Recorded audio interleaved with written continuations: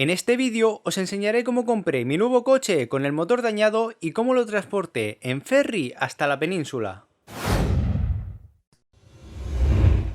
Esta historia comienza con la compra de un coche en plan locura. Hice la compra de manera telemática y no quedaba otra que coger un avión y plantarse el día de Reyes en Ibiza.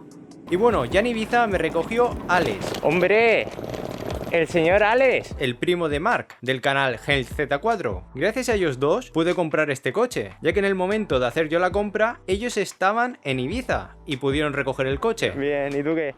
Muchas gracias, tío, por hacer todo. Además, Alex se portó súper bien, ya que me guardó el coche hasta que yo pudiera ir a por él. Y por fin me encontré con el coche. Pero antes de seguir con el vídeo, un inciso. El 95,3% de personas que ven mis vídeos no está suscrita al canal. Y sé que esto ya se lo habréis escuchado a un montón de youtubers. Pero si te gusta este contenido y no te lo quieres perder, suscríbete al canal y dale a la campanita. Así YouTube te notificará cada vez que subo vídeo de manera gratuita. Pues aquí tenemos el coche. Aquí está el trasto, tío. Pero en razón, o sea, sí que lo había visto. Lo que pasa es que en aquel lado, a ver... Está bien, tío. O sea, es que pensaba que era más metido para adentro. Eso, le quito el paso de ruedas y... O si no, le meto un poco de masilla, pero eso se puede enderezar. O sea, dentro de lo que cabe... Yo, o sea, en las fotos pensaba que tenía, o sea, un nervio, o sea, un metido hacia adentro. La verdad es que me pensaba encontrar el coche en peor estado, sobre todo de carrocería, ya que en las fotos se veían sombras raras, y no está nada mal. Los asientos con algún chinazo de cigarro, pero bueno, acorde al precio que se pagó. El coche es un BMW 116i, carrocería E81, esta es la carrocería de serie 1 más deportiva, es decir, 2 puertas. Además, una pijada que tiene, que me encanta, es que al cerrar la puerta, el cristal se encaja, se sube. Y sí, he vuelto a comprar un coche de Reino Unido, con el volante a la derecha. Seguro que me caen un montón de críticas, pero este coche me va a ayudar a tener soltura a conducir en el lado derecho, y así cogeré soltura para conducir el Toyota MR2 de circuito, ya que también tiene volante a la derecha. Este coche está súper bien como daily, tiene sensores de aparcamientos traseros. También tiene USB para poder reproducir música desde un pen. También cuenta con la posibilidad de tener manos libres vinculando el teléfono móvil al Bluetooth que tiene la radio. Dime. ¿Me escuchas bien? Sí, Se escucha bien, ¿no? El micro. perfecto. Además, esta unidad tiene mandos en el volante. Podemos subir y bajar el volumen directamente desde el volante, además de coger llamadas. Otra cosa muy peculiar de este coche, bueno, de todos los BMW de esta época, es la llave. Es súper rara. Me recuerda mucho a los antiguos cassettes que se metían en la ranura de la radio. No son tan grandes, pero bueno, lleva una ranura, se mete aquí la llave y luego ya le damos al botón donde podemos hacer contacto o arrancar el coche. Y estas cosas, para ser un coche de 2008, es bastante actual. Y no es un coche que esté valorado, ya que hay un montón de unidades y es muy común y pasa muy desapercibido. Pero esta fue una de las últimas carrocerías que se fabricaron siendo tracción trasera. Su predecesor, el F20, siguió manteniendo la tracción trasera, pero la siguiente carrocería, que es la F40, ya fue tracción delantera, algo que a mí no me gusta nada. Lo mejor es un tracción trasera para repatinarlo un poquito. A ver, José, repatina un poquito. Ay, que te cago, güey. Esta unidad es de 2008 y tiene el motor 1600 gasolina N43B16, que en este caso es el que más potencia da de los 1600, con 122 caballos, nada mal. Pero volvemos al viaje. El problema principal del coche estaba en el motor.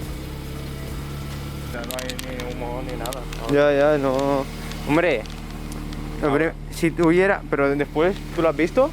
En caliente, sí, cuando estaba viniendo de la gasolinera y tal, me fijé y no tiraba humo tampoco. Ah, que no tiraba. No tiraba. O sea, tú no lo has visto tirar humo. Yo no lo he visto tirar humo. Yo creo que la cuestión es mirar si tiene junta de culata, pero yo diría que no es junta de culata, que está perdiendo el líquido refrigerante por algún lado. Lo que sí que huele es a refrigerante quemado. Sí, pero ¿en el escape o aquí? No, en el escape no. Claro. Pues esto es el problema que tenía el coche, pérdida de líquido refrigerante, y será uno de los temas que veremos en los próximos capítulos del BMW 116. Revisé los niveles del líquido refrigerante y como hasta el día siguiente no salía al ferry, pude visitar Ibiza, ya que nunca lo había hecho. La parte antigua, la verdad, es que tiene unas vistas impresionantes y unas calles estrechas que parece un laberinto. Aquí hemos estado ya. Esto me suena. Para dormir elegí un hotel muy Ibiza, con su piscina, barra de bar, lástima que era enero y no se podía disfrutar. Algo gracioso que tenía el hotel es que tenía un 600 en el techo. Luego la habitación estaba bastante bien, con una cama grande y una pequeña salita.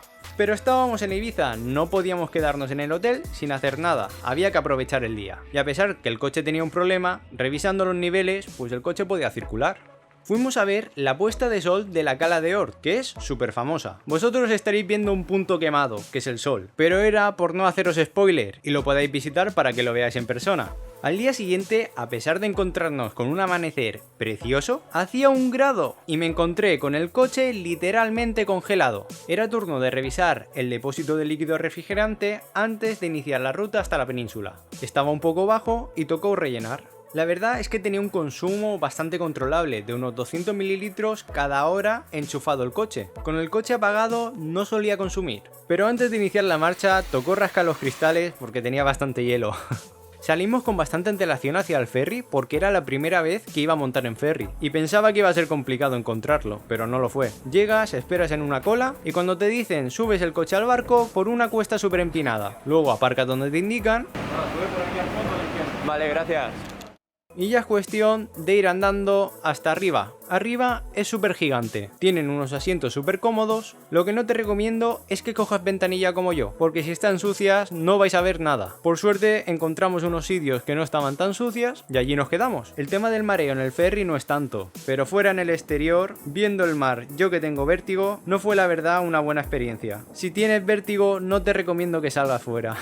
Fueron 2 horas que se me hicieron súper cortas y ya era turno de bajar abajo a por el coche para desembarcar en Denia. Y ya la península era turno de ponerme rumbo a casa, a Elche.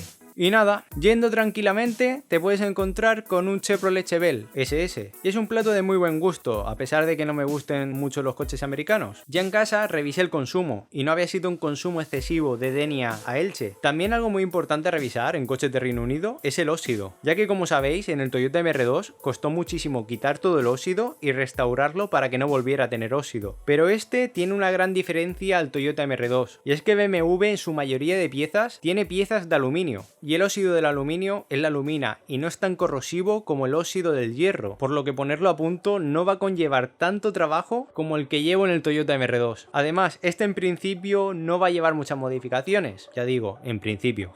En este viaje, además de haber conseguido comprar un coche nuevo, la verdad que me ha servido de mucho más. He aprendido que no hay que tener miedo a imprevistos y a tomarme las cosas con más calma.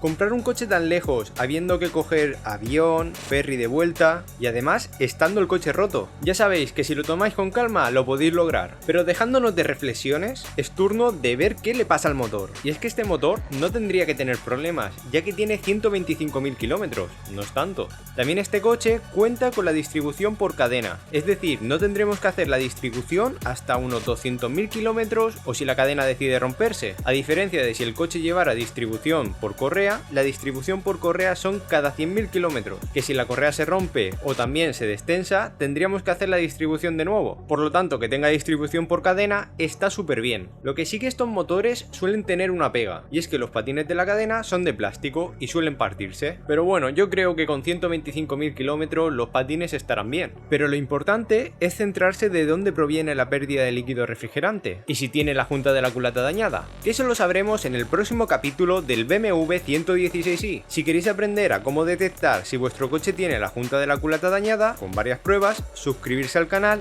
darle a la campanita y nos vemos en el próximo capítulo.